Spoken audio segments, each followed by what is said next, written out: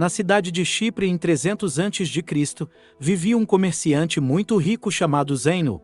Enquanto estava em uma viagem de Fenícia a Pireu, seu barco afundou, juntamente com toda a sua carga.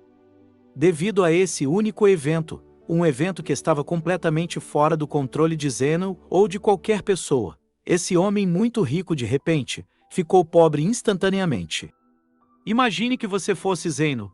Como você reagiria ao ver todo o seu trabalho de uma vida indo pelo ralo devido à força da natureza? Qual seria a reação apropriada? Você ficaria com raiva? Triste? Você sentiria que a vida o enganou? Para a maioria de nós, essas seriam reações normais, mas não para Zeno, o pai do estoicismo. Uma pequena mudança dura uma eternidade, e uma pequena reformulação de sua mentalidade pode causar mudanças maiores e mais impactantes no futuro. O cerne do estoicismo é a própria definição de aceitação e indiferença. Após ler as obras de Sócrates e outros grandes filósofos, Zeno criou e ensinou o estoicismo. De acordo com Zeno, embora não tenhamos muito controle sobre o que nos acontece, temos controle sobre como isso nos afeta, e devemos usar esse controle com grande efeito. Em vez de chorar sobre o leite derramado, ou neste caso, sobre as mercadorias afundadas, Zeno concentrou-se em manter a compostura diante da situação, permanecendo calmo e neutro apesar de seu infortúnio. Hoje, as pessoas inadvertidamente veem os estoicos como pessoas que não podem ser influenciadas, pessoas que não costumam se entregar a extremos emocionais, como acessos de raiva ou crises de ansiedade. Mas a ideia original por trás do estoicismo era muito mais do que isso. Em vez de apenas descrever pessoas sem emoção, o estoicismo era uma maneira de ver, descrever e entender o mundo. Era uma forma de vida. A filosofia estoica pode ser aplicada às situações de hoje da mesma maneira que foi aplicada milhares de anos atrás, e seus benefícios são igualmente impactantes. O estoicismo nos permite processar essas emoções negativas, resultantes de experiências negativas, e transformá-las em pensamentos que nos dão uma perspectiva única do mundo. A perspectiva é tudo, e cada pessoa no mundo tem experiências diferentes e, portanto, perspectivas diferentes sobre as coisas. Uma vez que os estoicos se reuniam, discutiam e ensinavam filosofia em um local público, sua filosofia geral era amplamente conhecida. Eles acreditavam que os princípios estoicos poderiam beneficiar muito qualquer pessoa e, portanto, não fazia sentido esconder esse conhecimento. Como resultado, desde escravos até imperadores, todos podiam aprender e se tornar estoicos e o fizeram. Alguns dos estoicos mais notáveis do mundo incluem Epiteto, cujo nome significa adquirido, pois ele já foi escravizado, Sêneca, um renomado estadista, e Marco Aurélio, um imperador romano e um dos homens mais poderosos que já viveram. Os primeiros estoicos praticavam o que pregavam, evitando todas as formas de segregação e liderando a luta contra a desigualdade. Eles até inventaram a palavra cosmopolita, que literalmente significa cidadão do mundo. Quando as pessoas ouvem essa palavra hoje, pensam em cidades como Nova York, Toronto, Dubai e Londres devido à sua diversidade. Esse era o tipo de unidade e coesão que os estoicos pregavam. Na época da fundação do estoicismo, as mulheres não tinham permissão para seguir a filosofia, mas os estoicos discordavam completamente disso. Musônio Bufo, professor de Epicteto, uma vez disse: "Não são apenas os homens que possuem entusiasmo e inclinação natural para a virtude, mas as mulheres também. As mulheres se agradam não menos do que os homens com atos nobres e justos e rejeitam o oposto de tais ações. Uma vez que é assim, porque é apropriado que os homens procurem e examinem como podem viver bem, ou seja, praticar a filosofia, mas não as mulheres. Mesmo em uma época em que isso não era popular, as mulheres podiam aprender livremente sobre o estoicismo e se tornar estoicas. Então, por que tantas pessoas adotam o estoicismo como uma forma de vida? Em um mundo cheio de reviravoltas inesperadas, as emoções tendem a atrapalhar as coisas. Na realidade, não ficamos tristes porque coisas ruins acontecem, ficamos tristes porque coisas ruins inesperadas acontecem conosco. A chuva é algo bom. Ela ajuda a regar nossas plantas, fornece água para o gado e mantém a temperatura fresca e úmida. Mas a verdade é que, quando aquela nuvem escura o pega desprevenido do lado de fora sem um guarda-chuva. Nunca é uma boa experiência. Então, por que não choramos quando chove? É porque, embora a situação seja ruim, aprendemos a esperar a chuva. É algo inevitável. Não podemos controlar o clima. Embora seja desagradável, a chuva passa e a luz retorna. O estoicismo nos ensina que, da mesma forma, devemos esperar que tudo de ruim que pode acontecer acontecerá. Imagine o pior cenário e fique satisfeito sabendo que isso poderia acontecer. Um dos exercícios estoicos é conhecido como desconforto voluntário, um exercício destinado a aumentar os sentimentos de gratidão. Durma no chão de sua cozinha, tome banhos frios, quando normalmente toma banhos quentes. Coma apenas batatas por alguns dias, coisas assim. Esse exercício ajuda você a entender que, não importa o quão difícil seja, você ainda sobreviverá e, potencialmente, prosperará se sua mentalidade estiver certa. Ao ser capaz de suportar essas situações desconfortáveis, preparamos indiretamente nossa mente para futuros infortúnios.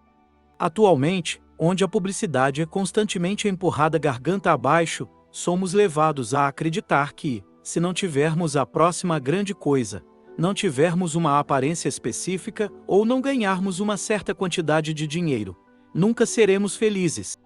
Entramos no mundo sem saber muito de nada. Crescemos aprendendo coisas em casa, na escola e observando o mundo por nós mesmos. A questão é: precisamos internalizar todo esse conhecimento? Se o fizermos, poderemos estar estabelecendo expectativas irreais para nossas vidas, o que nos deixará eventualmente desapontados e insatisfeitos no final. Isso não é uma maneira de viver. Em vez disso, devemos nos concentrar em melhorar a nós mesmos, para nós mesmos. Devemos fazer coisas para nós mesmos e apenas por essa razão. Anexar qualquer esperança externa ou anexos secundários às ações que tomamos quase sempre leva à decepção. Na maioria das vezes, acabamos tentando preencher esse vazio com coisas externas. Gastar todo o seu dinheiro em um carro chique, uma casa ou até mesmo começar uma família. Às vezes, fazemos todas essas coisas pelo seu valor externo, e não pelo seu valor interno. Mas o estoicismo ensina que, se abordarmos a vida dessa maneira, colocamos nossa felicidade nas mãos de forças externas. Carros quase sempre quebram, desastres naturais destroem cidades inteiras e as taxas de divórcio aumentam a cada ano. Mas até as coisas gratuitas na vida têm um custo, o custo do espaço, tanto físico quanto mental. Como Sêneca escreveu, aprender a viver com menos criará espaço em sua vida para as coisas que realmente importam para você. Em vez disso, devemos colocar nossa felicidade em nosso valor intrínseco como seres humanos e em nada que tenhamos ou possamos adquirir fisicamente. Devemos escolher fazer o nosso melhor para manter a calma, independentemente do que a vida nos apresente. Porque, independentemente do que desejamos, no fim do dia, não temos controle sobre a maioria das coisas que acontecem, mas temos o controle sobre como reagimos a essas coisas.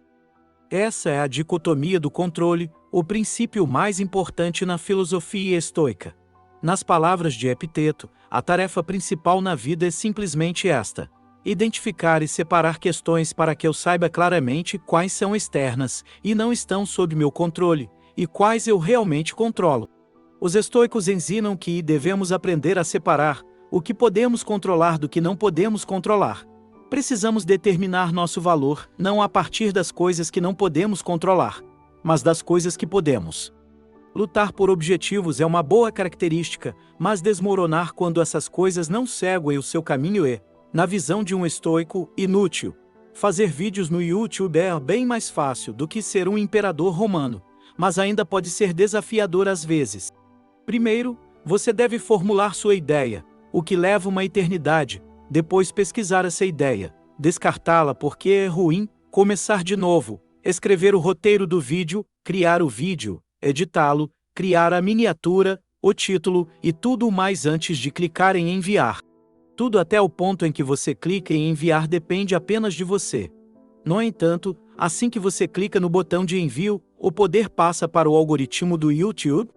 Ainda assim, muitas pessoas julgam o sucesso de seus canais do YouTube ou contas no Instagram com base em quantas visualizações e assinantes ou seguidores têm, métricas das quais, na maior parte, estão além do seu controle. Os estoicos ensinam que, em vez disso, você deve julgar o sucesso do seu trabalho com base na quantidade de esforço que você coloca e não no resultado das suas esperanças externas. Confie no processo. Viver com menos significa se desvincular das algemas sociais que você essencialmente colocou em si mesmo. Pense em uma pessoa que trabalhou duro em seu emprego nos últimos 6 meses. Agora ele sente que merece uma promoção, então ele vai até o chefe com seu relatório de desempenho. O chefe agradece, não lhe concede a promoção e ele volta para casa pensando que deve ser ruim no trabalho. Ele não considera que o chefe talvez tenha acordado com raiva, que outra pessoa poderia estar mais qualificada naquele momento ou que a empresa estava apenas perdendo dinheiro e não poderia pagar. Ele não sabe a razão, mas ainda está chateado. Se ele simplesmente colocasse seu valor na qualidade do relatório de desempenho que entregou, continuasse fazendo o que estava fazendo para conquistar a promoção que desejava, ele poderia ter sido muito mais feliz no geral. Com a perspectiva certa, seu objetivo não teria sido diminuído, mas apenas adiado. Essa reformulação de sua mentalidade que é crucial. Um verdadeiro estoico não avalia seus sucessos com base no ganho financeiro de seus empreendimentos, mas é reconfortado pelo fato de poder viver uma vida confortável, sem todas as coisas que o dinheiro pode comprar. Existem 4 virtudes principais do estoicismo: sabedoria, coragem, temperança e justiça. A sabedoria é a capacidade de separar o que é interno do que é externo, e a capacidade de escolher nossa reação às coisas que acontecem conosco. Como Viktor Frankl disse, entre o estímulo e a resposta, há um espaço. Nesse espaço está o nosso poder de escolher a nossa resposta. Coragem, 2 palavras: persistir e resistir. A temperança, ou moderação, é o que acabei de fazer mais com menos, dizer mais com menos palavras. Enquanto Jeff Bezos e Elon Musk estão no topo da lista da Forbes, os estoicos acreditam que o limite da riqueza deve ser simplesmente ter o que é essencial e, em seguida, ter o suficiente. A justiça é a mais importante de todas as virtudes. Ela instrui que ninguém deve causar dano a outro porque todos nós nascemos uns para os outros, para fazer o bem uns aos outros, e não a nós mesmos. Nelson Mandela foi um dos líderes africanos mais famosos do mundo. Enquanto lutava contra o apartheid, ele foi condenado à prisão perpétua, onde ficou por 27 anos antes de finalmente ser libertado. Quando foi libertado da prisão, foi eleito presidente da África do Sul, e muitas pessoas pensaram que ele ia punir brutalmente todas as pessoas que tinham algo a ver com o apartheid ou sua prisão, mas é claro que ele não fez isso. Durante seu tempo na prisão, Mandela leu as obras de Marco Aurélio e aprendeu muitos dos valores centrais do estoicismo, todos os quais ele praticou ao longo de sua vida. Em vez de pedir a cabeça dos culpados, Nelson Mandela instou seu povo a buscar o oposto: relaxar e reconstruir. Ele enfatizou que o passado estava agora além do controle deles e que a única coisa que podiam fazer era encontrar uma maneira de avançar e construir uma nação melhor. Este é o caminho do estoico. Na medicina moderna, o estoicismo está no cerne de procedimentos como a terapia comportamental racional emotiva e a logoterapia. Essa terapia ajuda os pacientes a identificar padrões de pensamento negativos que podem estar causando problemas emocionais e comportamentais. Isso permite que você desafie o raciocínio por trás de todos esses pensamentos negativos com lógica e, quando percebe que muitos deles são infundados, pode substituí-los por crenças mais produtivas e saudáveis. A logoterapia, por outro lado, é baseada no princípio estoico de que os seres humanos são impulsionados por um propósito. Mesmo nas situações mais sombrias, podemos preencher nossas vidas com significado e felicidade, simplesmente descobrindo qual é esse propósito. Como muitos de nós sabemos, no entanto, isso é mais fácil de falar do que fazer. É um processo, assim como tudo mais. Precisamos reprogramar a maneira como pensamos. Fora com o velho, dentro com o novo. Para resolver nossos problemas com a felicidade, precisamos praticar o autovalor.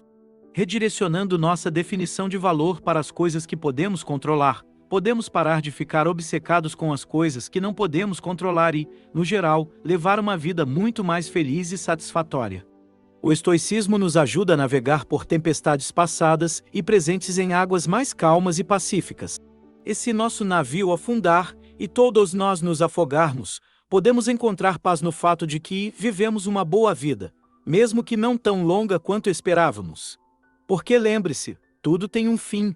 Espero que tenha encontrado valor nesta lição de vida e que agora você esteja pronto para dar o próximo passo em sua jornada. Por favor, inscreva-se em nosso canal para continuar recebendo conteúdo inspirador e enriquecedor. Até a próxima!